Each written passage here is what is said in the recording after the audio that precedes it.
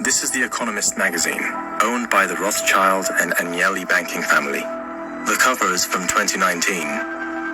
In it, tattoos with a DNA symbol can be seen, a mobile phone with a QR code, facial recognition symbols, stalks with children marked with a barcode. One, and most important, was to acquire control of America's money system.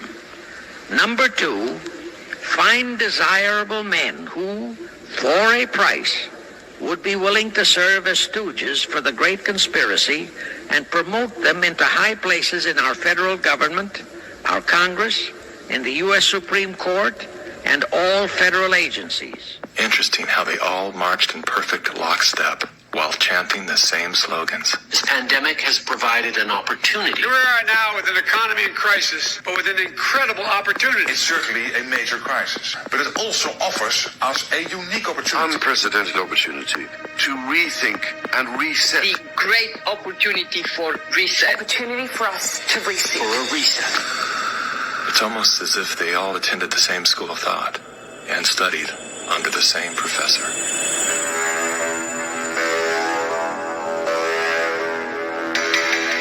Some people would say this revolution is characterized by the fight of robots against human beings. And we will win this fight. Professor Klaus Schwab was born in 1938 in Ravensburg, Germany, where Nazi crimes against humanity were committed. His father, Eugene Wilhelm Schwab, was the managing director of Escher Weiss Ravensburg, a company that used slave labor to manufacture weapons of war for the Third Reich. While Klaus's father was at the helm, the Nazi Party awarded Escher Weiss Ravensburg the title of National Socialist Model Company. Years later, Klaus Schwab joined the board of directors at Escher Weiss Ravensburg, where he played a key role in the development of South Africa's nuclear weapons program during the darkest years of the racist apartheid regime. Today, Klaus Schwab is the founder and executive chairman of the World Economic Forum.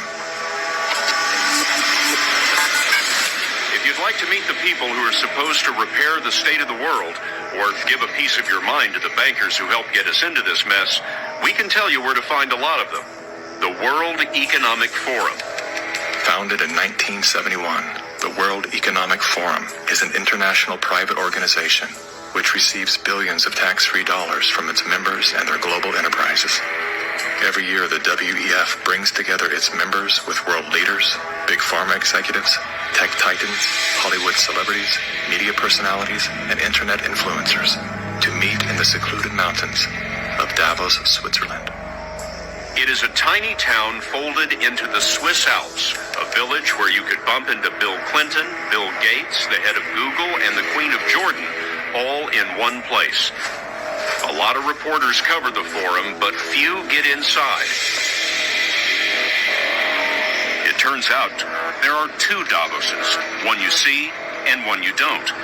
After hours, there are hundreds of private parties where deals are done. People who can't be seen together in public can meet here. Your Royal Highnesses, Excellencies, distinguished heads of state and government, the future is built by us, by a powerful community as you here in this room. Klaus Schwab, the founder of the WEF, is particularly upfront and even proud of his ability to shape and influence world politics.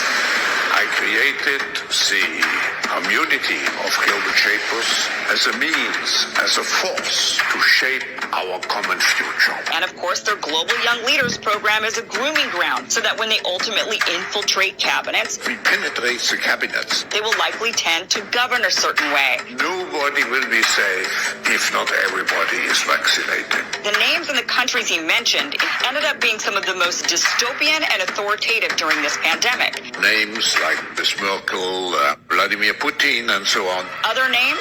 Jacinda Ardern, Sebastian Kurz, Mauricio Macri, Mark Zuckerberg, Jack Ma, Gavin Newsom, Stéphane Bancel, Chelsea Clinton, Leonardo DiCaprio, Sanjay Gupta, Dr. Leanna Wen, Alexander and Jonathan Soros, George Soros' sons, and several of the Rothschilds. And of course, Now, who could represent such a world better than you, Prime Minister. In 2014, Klaus Schwab called for the Great Reset, We need a great reset.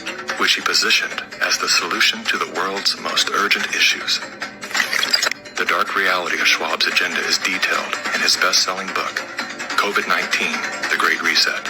His endgame mission is to replace independent governance with a top-down controlled, one-world government and a central bank-controlled digital currency. Imagine a father going to work one day and being told, "Hey Rob, we've made some changes recently and all employees are required to take the mark of the beast. It's non-negotiable and it's mandatory. No mark, no employment." What would you do? A mother is standing in line at a grocery store and she hears, "We only take payments from people who've been officially marked. No mark, no service." What would you do? You're sitting at home watching television and the news anchor interrupts you. "Ladies and gentlemen, we would like to inform you that all citizens must sign up to the new government initiative that allows you to be marked for security and verification purposes." What would you do? For the next few moments, I want to show you that there will be more people that will accept the mark of the beast than those who reject it. Everyone likes to think that if they were given the choice to pledge allegiance to the Antichrist or to reject him and lose their life, a lot of people are biased in their thinking and assume they would refuse the mark of the beast. But what happens when the Antichrist comes up with a system whereby you can't own a house without the mark? You can't go to the supermarket and buy anything unless you've got the mark. You can't travel in a car or on public transport without the mark. This is when people will feel the pressure to pledge allegiance to the man of sin.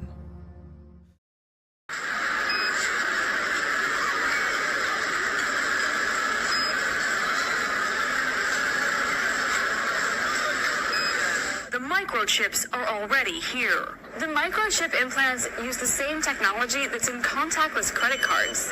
At this tech fair, a chipping event for those on the cutting edge, merging their hands with this new technology. I thought it would be fun, right? The process is simple and swift. A pinch of the skin, and in a matter of seconds, the chip is inserted. The transformation is complete. In the future, do you think everyone is going to be chipped?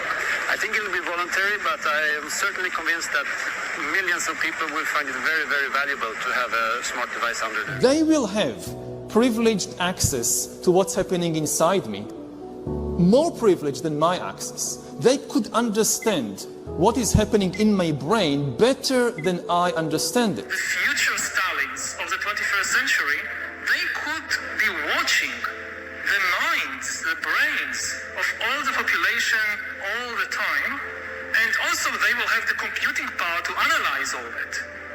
Now you don't need human agents, you don't need human analyzers, you just have a lot of sensors and an AI which analyzes it, and that's it. You have the worst totalitarian regime in history.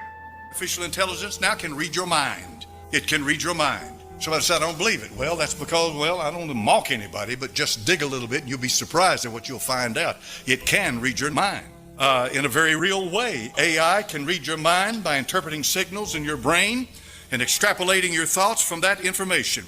How many's ever heard of neural technology, getting into the depths of the brain? Now, on the beginning of it, it's used for a good thing to help people that are paralyzed and, and so forth, to help them. This is all good. A lot of the medical treatment you get today is connected with artificial intelligence. I understand all of that. And a lot of it's a good thing. I got no problem with that. But what I'm trying to tell you today is because I'm responsible. I watch for your souls. I'm accountable to God. I've got to give you a broad picture, folks. See the whole thing, not just a part of it, not just the part that's good for you. And that's the way this thing starts. Somebody said, will it ever reach the stage of singularity where it's smarter than us? It may already be long past that. I mean, if it has created its own system of communication and knows that it must be responsible for its own existence, then my dear friend, it's not going to tell you. And if it's smart enough to do that, it'll do it, and you won't know it. They will have privileged access to what's happening inside me, more privileged than my access. They could understand what is happening in my brain better than I understand it. You don't have to give them permission. I mean, in some countries, maybe you have no choice at all. But even in a democracy like the United States, a lot of the information that enables an external entity to hack you, nobody asks you whether you want to give it away or not. Now, at present, most of the data that is being collected on humans is still from the skin outwards. We haven't seen nothing yet. We are still just at the tip of this revolution, because at present, whether it's Google and Facebook and Amazon, or whether it's the government or whatever, they are trying to understand people mainly on the basis of what I search, what I buy, where I go, who I meet. It's all external. The really big revolution, which is coming very quickly, will be when the AI revolution and machine learning and all that, the infotech revolution, meets and merges with the biotech revolution and goes under the skin. The microchip actually in his hand. The tiny implant is the latest advance in a biohacking technology that serves as his keys, his ID, and his wallet. This is maybe the most important thing to know about living right now in the 21st century, that we are now hackable animals. We have the technology to decipher how humans, or what you think, what you want, to predict human choices, to manipulate human desires in ways which were never possible before. Basically, to hack a human being, you need two things. You need a lot of data, especially biometric data. Not just about where you go and what you buy, but what is happening inside your body and inside your brain. And secondly, you need a lot of computing power to make sense of all that data. Now, previously in history, this was never possible. Nobody had enough data and enough computing power to hack human beings. Even if the KGB or the Gestapo followed you around 24 hours a day, eavesdropping on every conversation you had, watching everybody you meet, still they did not have the biological knowledge to really understand what's happening inside you, and they certainly didn't have the computing power necessary to make sense even of the data they were able to collect. So the KGB could not really understand you, could not really predict all your choices or manipulate all your desires and so forth. But now it's changing. What the KGB couldn't do, corporations and governments today are beginning to be able to do. Welcome to your future. A digitally interdependent, hyper-connected, networked world.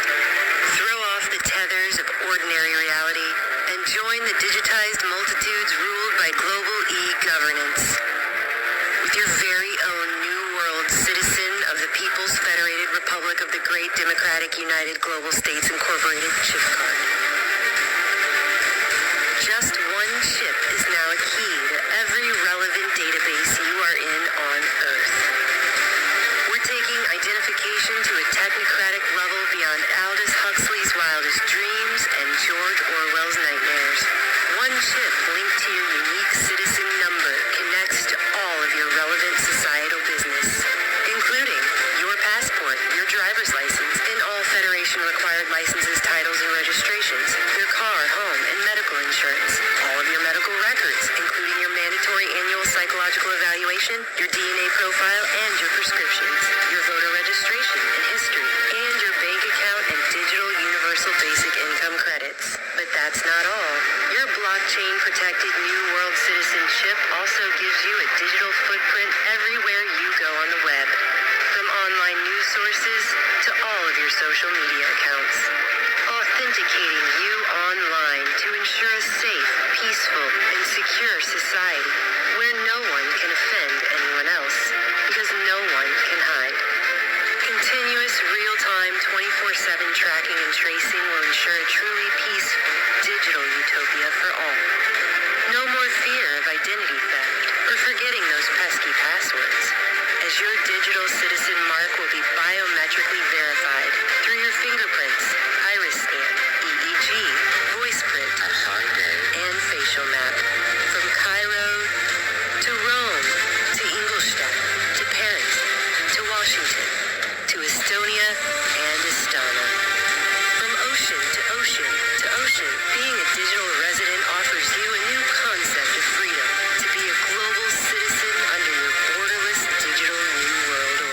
we would like AI to be a tool. That is what we want. But there's a mistake I think that AI research has been doing, which is we've taken human intelligence as the model for building artificial intelligence. And the reason it's a mistake is that the thing we really want from machines is not a new species, not a peer that could be smarter than us. What we actually want is something that will help us solve our problems. And the main thing we need from this is in pure intelligence, the ability to understand the world. But what we have as well is agency. In other words, we have our own goals. Andrew, are you aware that there are experiments that have been run over the last year that show very strong agency and self-preserving behavior in AI systems? These systems, let me finish, please. These systems are trying, for example, to copy themselves in the file of the next version when they know that there's going to be a next version that replaces them, or they're trying to fake agreeing with the user so that their goals will not be changed through the training process. These were not programmed. These are emerging for rational reasons because these systems are imitating us. We are agents. So indeed, we are on a path where we're going to build machines that are more than tools, that have their own agency and their own goals, and that is not good. And you're saying it's okay, we're going to find ways to control them. But how do you know? Like right now, science doesn't know how we can control machines that are even at our level of intelligence, and even worse if they're smarter than us. Nobody knows. Now, there are people like Andrew who are saying, don't worry, we'll figure it out. Are you scared? We're all scared that a bad guy could grab it. This is not just for business. As Larry said, this will help people's life. This will help solving many, many issues, difficult things that otherwise we could not have solved with the power of AI. I think AGI is coming very, very soon. And then after that, that's not the goal. After that, artificial super intelligence will come to solve the issues that mankind would never ever have thought that we could solve. When those three men got up there with the president and said what they did, if that wasn't a wake-up call, I don't know what is. That's laying the groundwork for what it says in Revelation 13. He causeth all to receive a mark or his number or the number of his name. And in Revelation, it's 666. In Greek, that's hex, hex, hex. Are we there then? Are we closer today than we were January of last year? How many believe we are? Yes, we are. How many believe that this past year, we have come further than normally in the past a year would bring? In other words, we've progressed much faster than what normally a year. It's accelerating. The Lord's coming back. The Antichrist has all his tools now. He has everything he needs. This is mind-boggling. I'm not trying to scare you. I just want you to wake up. As the days of Noah were, so shall also the coming of the Son of Man be. For as in the days that were before the flood, they were eating and drinking, marrying and giving in marriage, until the day that Noah entered into the ark, and knew not until the flood came and took them all away, so shall also the coming of the Son of Man be. I have a story to tell. It is absolutely the most important thing nobody is talking about. Earth has a disaster cycle, and it is about to happen again.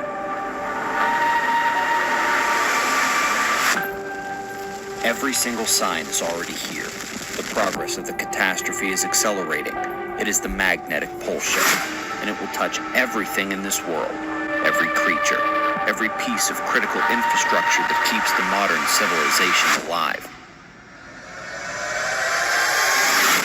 The weather, volcanoes, earthquakes, and it will usher in the next age of Earth. The story needs a new delivery, with the best experts in the world weighing in. We are all running out of time. This is your chance. Okay, so if you have infinite knowledge and you care about humans, do you know who's going to stop this catastrophe? Yes. Who?